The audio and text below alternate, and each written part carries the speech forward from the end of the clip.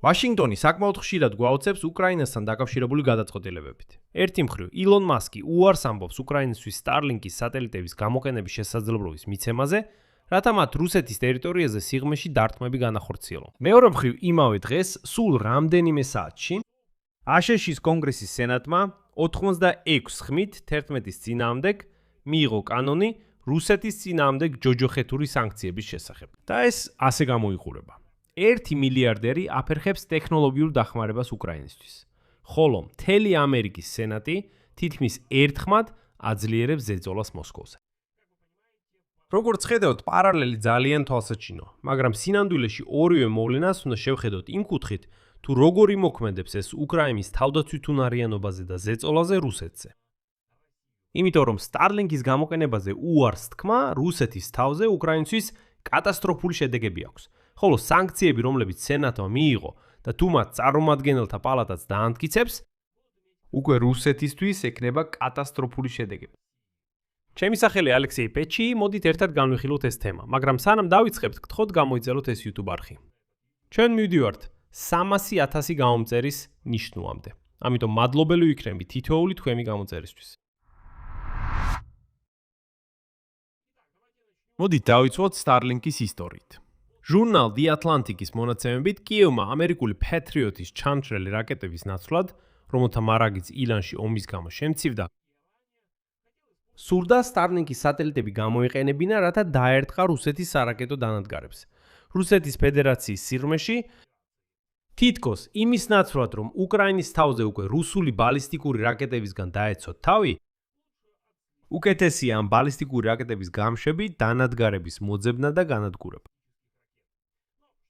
მაგრამ ამის გასაკეთებლად იმავე უკრაინულ დრონებს უნდა ქონდეთ კავშირი რუსეთის თავზე, რომელსაც რუსები ვერ ჩაახშოვენ. მაგრამ დღესდღეობით, როგორც იცით, Starlink-ი რუსეთის თავზე საერთოდ არ მუშაობს. და ეხლა უკრაინას თხოვს ილონ მასკს გახსნა Starlink-ის ტერმინალებისა და სატელიტების მუშაობა რუსეთის თავზე. თუმცა კომპანია SpaceX-ის პრობელი ილონ მასკი უარს ამბობს. უკრაინის შეიარაღებული ძალებისთვის ასეთი შესაძლებლობის მინიჭებაზე. და აი ატლანტიკის წყაროების ინფორმაციით თხოვნით, რომ უკრაინას მიეცეს საშუალება Starlink-ის თანამგზავრებთან დაკავშირების რუსეთის საერთაშორისოდ აღიარებულ ტერიტორიაზე.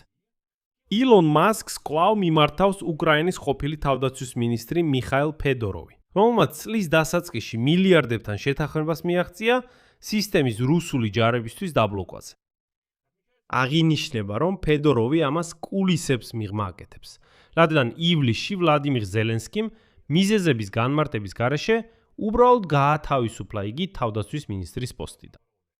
მაგრამ ყველონ ცდელობის მიუხედავად ამ დროისთვის დადებითი გადაწყვეტილება არ არსებობს და თავად ფედოროვის თხოვნებს უკვე აღარ აქვს ისეთი მნიშვნელობა, როგორც ჰქონდა, როცა თავდაცვის მინისტრი იყო. ილონ მასკი ამტკიცებს, რომ აუცილებელია სამშვიდობო შეთანხმების მიღწევა და აცხადებს ომის ესკალაციის რისკზე, თუ Starlink-ის თანამგზავრობის დახმარებით რუსეთის სიღრმეში დარტყმებზე ნებართვა გაიცემა. ამ დროისთვის უკრაინულ ჯარებს შეუძლიათ Starlink-ის სისტემის გამოყენებით მხოლოდ ოფიციალურად საერთაშორისო დონეზე აღიარებულ უკრაინის ტერიტორიაზე მდებარე რუსული ობიექტების შეტევა. მათ შორის ყირიმი და ოკუპირებული ტერიტორიები. და აი ამ უარის კონტექსტიც ილონ მასკის მხრიდან ძალიან მნიშვნელოვანია.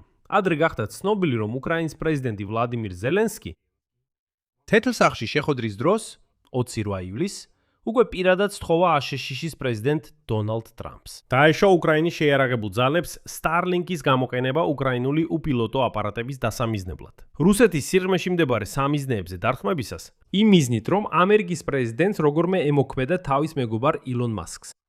ანუ საუბარია არა კერძო ინიციატივაზე, არამედ საკითხზე, რომელიც უკვე ყველაზე მაღალ დონეზეც კი იყო განხილული. და ამ საკითხში, როგორც ჩანს, მასკი დამოუკიდებელ გადაწყვეტილების მიმღებ ცენტრად გვევლინება, რომელიც პირდაპირ არ არის დამოკიდებული თეთრი სახლის პოზიციაზე. ან შესაძლოა დონალდ ტრამპმაც გადაწყვიტა, რომ ამის დაშვება არ შეიძლება. ასევე ცნობილი გახდა, რომ ილონ მასკმა უარი თქვა ვლადიმირ ზელენსკისთან შეხვედრაზეც კი, როდესაც ის ვაშინგტონში იმყოფებოდა. ეხლა მოდით უფრო კონკრეტულად განვიხილოთ, რატომ სჭირდება უკრაინას სწორედ Starlink-ი დარტყმებისთვის და არა რამე სხვა. უკრაინული თავდაცვის კომპანიის Firepoint-ის თანდამფუძნებელმა დენის შტილერმანმა განაცხადა, რომ დრონების Starlink-ის მოდულებით ითახჭურვა საშუალებას მისცემს უფრო ზუსტად დაარტყან სწორედ მობილურ სამიზნეებს რუსეთში. მაგალითად, ბალისტიკური რაკეტების გამშვები დანადგარები, რომლებიც დარტყმის შემდეგ მაშინვე გადააქვთ. შტილერმანის თქმით, ამჟამად SpaceX-ის სატელიტური კავშირი გამოიყენება მთელი ფრონტის ხაზის გასწვრივ დარტყმის ზონის შესაქმნელად. მაგრამ სისტემის რუსეთის სიღრმეში გამოყენებით შესაძლებელი იქნებოდა დარტყმის ზონის 500 კილომეტრამდე გაფართოება. და თეორიულად შესაძლოა საერთოდ სიბირამდე. ანუ საუბარია საბრძოლო შესაძლებლობების კონკრეტულ გაფართოებაზე. შეზღუდული ფრონტისპირა ზონიდან თითქმის მთელი ევროპული ნაწილისა და შესაძლოა კიდევ უფრო შორს რუსეთის ტერიტორიაზე. ზუსტად ამიტომ ილონ მასკის უარი არის გადაწყვეტილება, რომელიც პირდაპირ გავლენას ახდენს იმაზე, თუ რამდენად შორს და რაც თავარია, რამდენად ზუსტად შეუძლია უკრაინას დაარტყას მოწინააღმდეგის სამხედრო ინფრასტრუქტურას. ეხლა უკრაინა როგორც ხედავთ, აღარ ითხოვს რაკეტებს, აღარ ითხოვს დრონებს, ჩვენ აღარ ჭირდება ნებართები, რომ გამოიყენოთ ათაქამსები რუსეთის ტერიტორიაზე. გახსოვთ, როგორი დავები იყო ჯო ბაიდენის დროს. შეიძლებოდა თუ არა ათაქამსის რაკეტით ბელგოროდზე დარტყმა. ახლა ჩვენ უკვე ჩვენი გვაქვს ეს ყველაფერი. ყველაფერი როგორც რაკეტები, ისე უპილოტოები, მაგრამ აი კავშირი რუსეთის თავზე უკრაინას არ აქვს. საკითხი იმაშია, რომ უძრავ მიზანზე, როგორიცაა ნავთობგადამამუშავებელი ქარხანა ან Wildberries-ის საწყობები, დარტყმის მიყენება უფრო მარტივია, რადგან ეს უძრავი მიზანია. ყველას კარგად აქვს მისი კოორდინატები, ცნობილი, სად მდებარეობს და მისი თვალყურის დევნება არც ისე რთულია. მაგრამ აი ბალისტიკური რაკეტების გამშვებ დანადგარებზე, რომლებიც მაინც გადაადგილდებიან, სატელიტური თვალთვალისა და პოზიციონირების გარეშე კი მათზე დარტყმა შეუძლებელი. ამ საკითხზე თავად ილონ მასკის პოზიცია ახალი არ არის და საკმაოდ თანმიმდევრულია სხვათა შორის, უნდა ვაღიაროთ. ორი კვირის წინ The Economist-თან ინტერვიუში მან განაცხადა, რომ რუსეთი თითქოს არ გაიყვანს თავის ჯარს უკრაინიდან და ომის შეჩერება მხოლოდ მოსკოვისთვის დათმობების შემდეგ იქნება შესაძლებელი.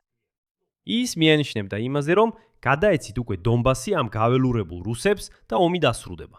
და ეს პირველი მსგავსი უარი არ არის მის პრაქტიკაში. შეგარცემ ჯერ კიდევ 2022 წელსაც იყო. ბირთვული ესკალაციის შიშის გამო.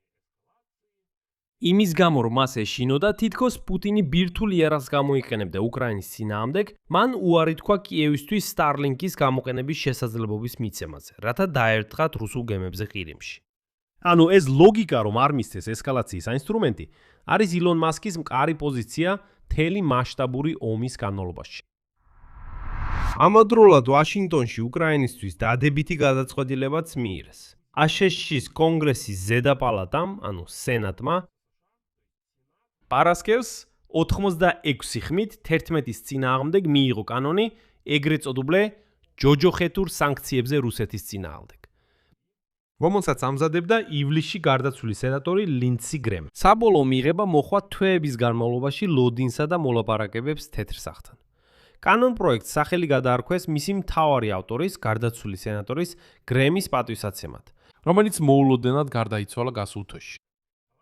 დოკუმენტზე მუშაობდა ლინდსი გრემი, დემოკრატი სენატორი რიჩარდ ბლუმენტალთან ერთად. ანაც იყო ორპარტიული კანონ პროექტი, რომელსაც ახლა უკვე გარდაცვლილი გრემის სახელი დაარქვეს.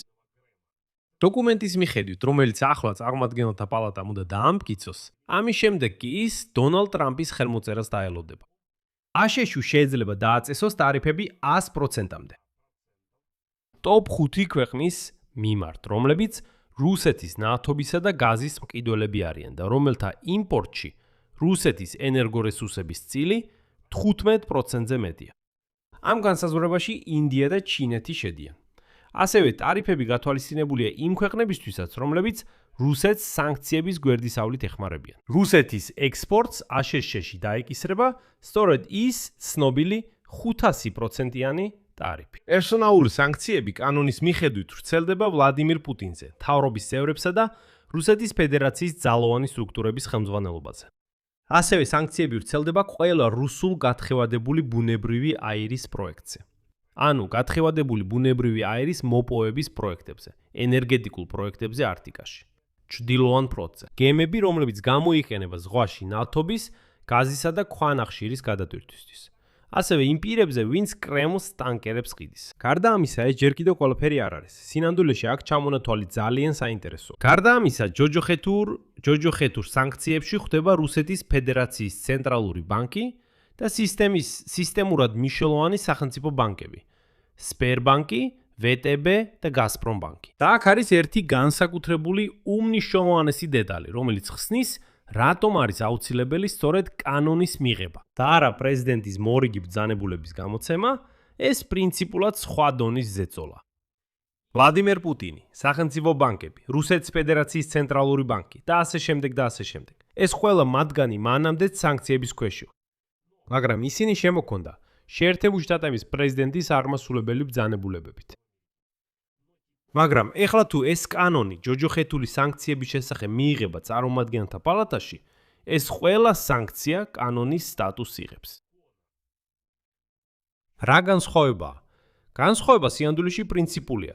ეს ნიშნავს, რომ სანქციების გაუქმება მიღების შემთხვევაში მხოლოდ კონგრესს შეეძლება. ანუ, თუნდაც თავად დონალდ ტრამპმა შემოიღოს ეს სანქციები ჯოჯოხეთულის სანქციების შესახებ კანონის მიხედვით. მაგრამ შემდეგ რაიმე მიზეზი თუ მოუნდება მათი შემსუბუქება, ამისთვის მას მაინც დასჭირდება კანონმდებლობის თანხმობა და არა უბრალოდ ახალი განკარგულება. ანუ, ადრე როგორ იყო? დონალდ ტრამპს მაგალითად შეეძლო დაეწესებინა ანალოგიური სანქციები თქვათ რუსეთის ფედერაციის ცენტრალური ბანკის მიმართ. ერთი თვის შემდეგ აზრს შეიცვლიდა და უბრალოდ ერთი განკარგულებით გაუქმებდა მათ. ეხლა ასე აღარ შეიძლება. ასე აღარ დამოვა. ეხლა საჭირო იქნება ისევ მიმართონ კონგრესს, რომ კონგრესმა გააუქმოს ეს სანქციები. ექსპერტები რუსეთისთვის ეკონომიკურ შედეგებს საკმაოდ სერიოზულად აფასებენ.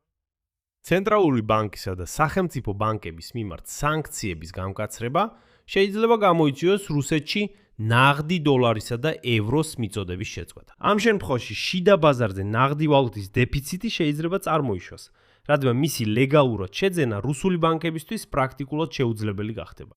შედეგად ეს შეიძლება აიძულოს ცენტრალური ბანკი დააწესოს შეზღუდვები ნაღდი დოლარის შეძენაზე და თუ ანალოგიურ სანქციებს დააწესებს ასევე ევროპის კავშირი, ეს შეზღუდვები ევროვალუტასაც შეეხება. გარდა ამისა, რუსეთის ფედერაციის ცენტრალურ ბანკს კიდევ უფრო გაუჭირდება, მაგალითად, უნაღდო იუანების შეძენა. ანუ ეს შეეხება ჩინურ ვალუტასაც.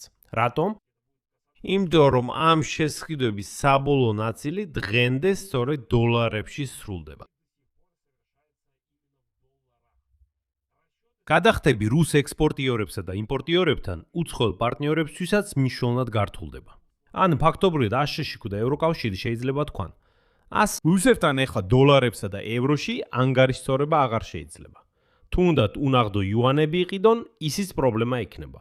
ბლოკავთ ყველაფერს, რაც შეიძლება. იმისთვის, რომ ეს გაველურებული, დაუბანელი არსებები მაქსიმალურად იზოლირებულები იყვნენ. ეს არის სიტუაცია, როცა ფული გაქვს, მაგრამ ამ ფულით ვერაფერს ყიდულობ. ან გაქვს პროდუქცია, მაგრამ ვერ ყიდი, რადგან ფულს ვერ გაძლევენ, იმიტომ რომ შენთვის მაქსიმალურად აკრძალულია მათზე წვდომა.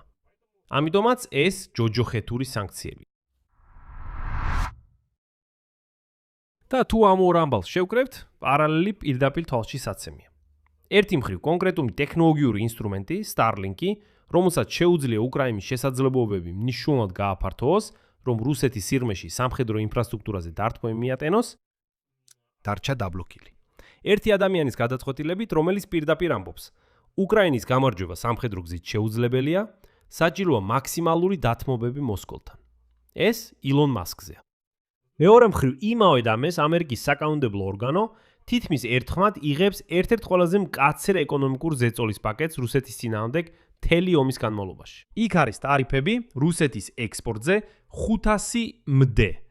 პერსონალური სანქციები ვლადიმერ პუტინზე. სანქციები ცენტრალური ბანკის წინააღმდეგ და ასე შემდეგ და ეს ყველაფერი კანონით არის დამტკიცებული, არა პრეზიდენტის ბრძანებულებით. და აი გამოდის საინტერესო კონტრასტი იმაში, თუ როგორ შეიძლება და საჭიროა ზეწოლა რუსეთს. სამხედრო ეს ტექნოლოგიური ბერკეტი Starlink-ის სახით დაბლოკილია იმ მოსაზრებით, როგორც ამბობს ილონ მასკი, რომ არ მოხდეს ამ ომის ესკალაცია არანაირად.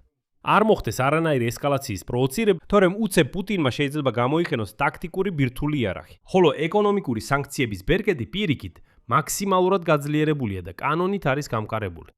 ეხლა გიკითხვა, როდესაც ტრამპი მიიღებს გადაწყვეტილებას ხელი მოაწეროს თუ არა კანონს, ის მიხვება ილონ მასკის ლოგიკას, თუ მაინც სენატორებისა და კონგრესმენების ლოგიკას. აქ სამწერტილს დავსვამ. თქვენი აზრი და დასკვნები დაწერეთ კომენტარებში ამ გამოშვების ქვეშ. გამოიწერეთ ახი, დააწყაპუნეთ ზარზე და არ დაგავიწყდეთ ლაიქის დაჭერა. ამით ყველაფერი დასრულდა. იზრუნეთ საკუთარ თავზე. ყველა ვშვიდობით.